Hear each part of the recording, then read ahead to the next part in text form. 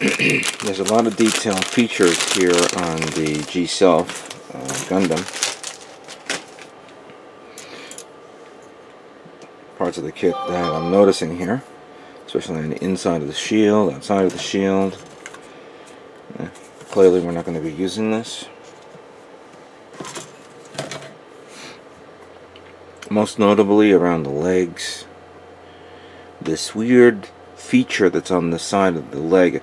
We've been watching the series recently, Reconquista in G, or G Reconquista, how you want to refer to it. And I haven't seen this one yet in use. Maybe it's been there and I didn't notice it, but I can't tell if this is a thruster or a beam weapon or something like that. Oh, it has one of these. I'm not a big fan of like one section of the foot armor where it can be, you know, it's supported by one end and not both ends or whatever. But I guess that's what they thought they can do with this. See the head. I see you can actually squeeze in the jewel in the middle. I thought it would be a separate piece where I need to paint it. But okay, that's good. At least I know that that portion needs to be painted and then the other one. Okay, fine. Fair enough.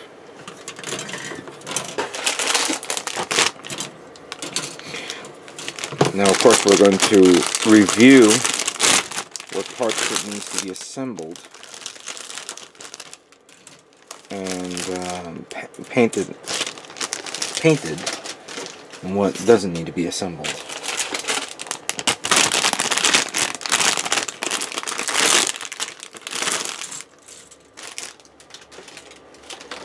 Where is this?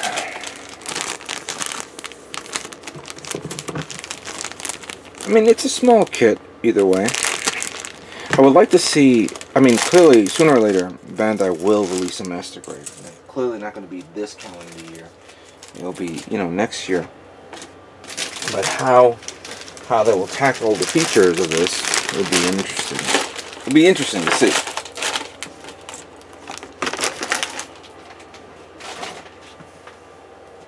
The one thing, of course,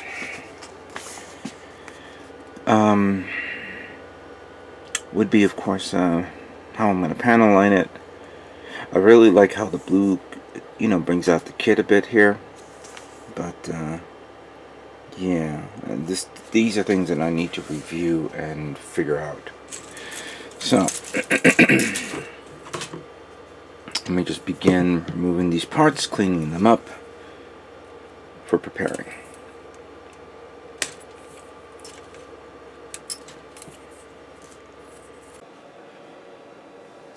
Okay, so here is the overall build of the G-Self. My video camera is compensating with all this bright colors, so you have to forgive me for this. But regardless, it still looks pretty nice. Very bulky, very, in a way, sturdy looking mobile suit. Gives me it does feel like the same bulkiness and thickness and sturdiness of like the RX-78-2, but very, very unique. And as you can see, I didn't commit to squeezing all the parts together. I want to make sure that I can remove them, especially the face mask and parts of the head, portions of the backpack of the waist unit, which I need to remove. Like the yellow parts here. I didn't commit to putting these on because I was afraid that if I put them in there, they'll never come out. It's the same holds true to this part, where I was going to put this in there, but then I was like saying to myself, okay, I will never take this out to paint it, so not a good idea. So I'll leave that to the side. But I'm digging how well, you know, stabilized this mobile suit is. It's really stable. Yeah, I'm digging it. Really cool. I hope I do justice with this kit. I still have more parts here, like I have the shield, of course, and the portions of the wing, which I'm still removing parts and checking them out, trying to make sure everything's cool. I gotta assemble that. But now I'm looking at this because there's a lot more detail to this kit than meets the eye. For example, even though, if I'm not mistaken, where is that? Yeah, so some of the decals, as you can see here, like the blue, like these round blue things, goes around here. So I'm contemplating whether I should pop this out and paint the inside, you know, the same color as this when I'm done with it. So I just prime it, then painted blue, then cover the blue up with tape, then put it back in here, and then painted white. Thinking about that, if I should do that. Be probably a cool thing to do. I think same holds true for this part. Let's see here. Well, that one goes there, which of course will be the clear blue part. And I think this one goes there. I'm not seeing that in this.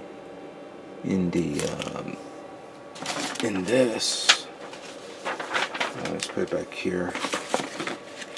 Oh, no. That one, that blue section goes there. Inside this part. So that means I will have to paint this blue. Or no, that's wrong. It's black with a blue inside. Maybe I could hand paint it. I'm not 100% sure if I can do that. I do know that I have to paint the inside of the eyes yellow, and then paint the edges around it all black. What other things here? Some detailed here, which I have to spray paint. I see a lot of course, a lot of panel washing all over the place here, so that's pretty much a certain. I'm going back here. I know that here, when you put that, there's a blue part that goes there. There's a blue part that goes here. Oh wow, it's a lot of little bits and pieces of putting on this kit. Yeah, this is going to be a lot of work. It's going to take me some time. Hopefully I'll get it done by mid-November. Hopefully. Yeah.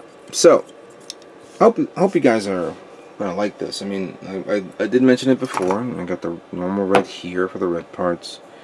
The darker blue followed by the lighter blue for the blue parts.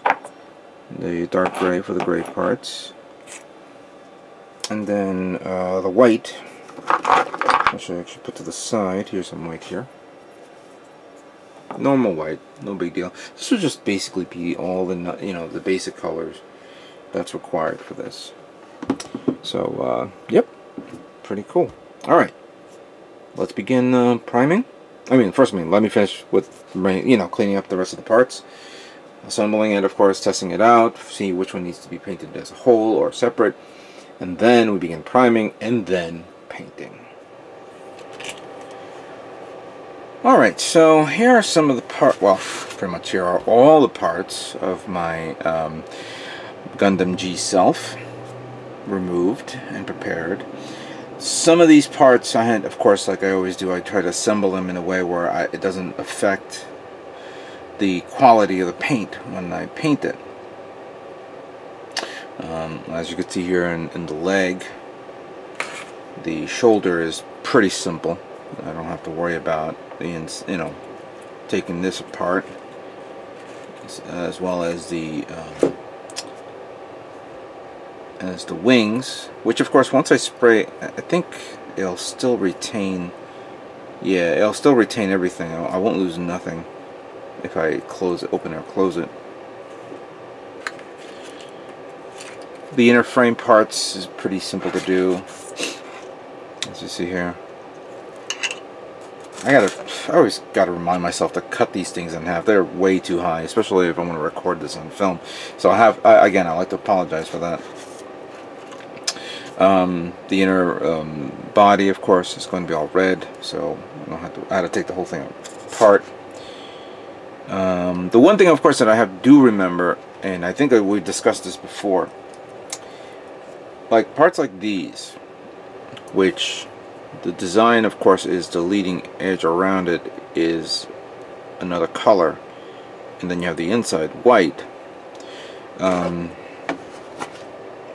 wish I had give me a second. I want to see if it's in the manual. Okay, so like right here. So like right there. So you have this that's going to be painted around the side. Now, I could use stickers, but that completely defeats the purpose. So the whole purpose, of course, would be for me to paint. I'm going to paint this blue as best as I can.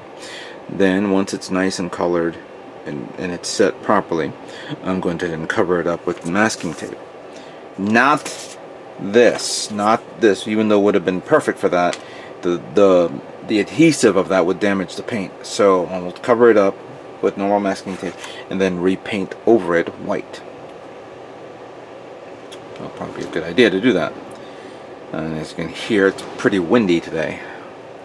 I'm going to try to see if we can get this thing done. I actually have to rearrange my room a bit because it's cold outside and I need to seal up my windows, but of course keep one of the vents prepared, you know, connected to my window so that way I can spray paint my kit. Other parts that I don't have to worry about would be, of course, the... Oh, I'm sorry. Another part. Let me continue on. So you have that I was mentioning. Another part would be this, the foot, because that's another part that's the sticker. So I'm gonna have to paint this white, then seal it, and then cover it with the masking tape, and then repaint it blue. Let's see if there's anything else I'm missing here. Oh, not only the size, but the front part of the foot. Oh yeah, and then of course in here, the inside has to be painted blue. Inside here has to be painted blue as well. So there's a lot of work here to get this thing squared away. I think the most delicate part that needs to be done would be this, because we all know the fact that even though this has the red jewel, there's a black trim here followed by a blue trim on top, as represented by this, as you can see there, and another blue trim in there. So I think I may have to paint the whole front portion of this blue, then cover it up, paint that black, cover that up, and still continuing on, cover this part here and here yellow, and then cover that up, and then finally repaint the whole thing white. All done. Not to mention, I think, a blue part here at the back. So this is going to be a lot of layers upon layers of paint, so it looks good. The one thing, of course, I may decide not to paint the white would be this, but you know, I may end up doing it either way. So you have the white trim that goes around here, and then the portions under here and here, and then there's a yellow trim part that goes right there. Simple and fun. Let me begin priming, and then we'll begin painting.